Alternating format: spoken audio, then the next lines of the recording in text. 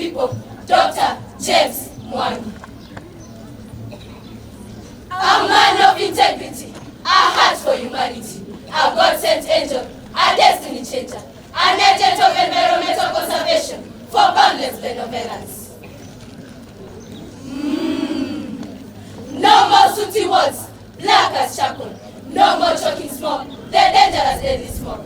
No more respiratory diseases, no more delayed meals. For we have a friend in the kitchen, a friend for clean cooking. Yaani, Rafiki jikoni.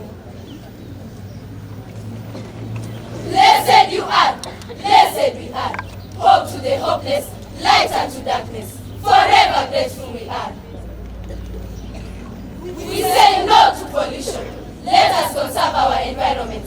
A clean environment for clean cooking. A clean environment for all humanity. Long life Dr. James Mwangi. Long life Ezekiel.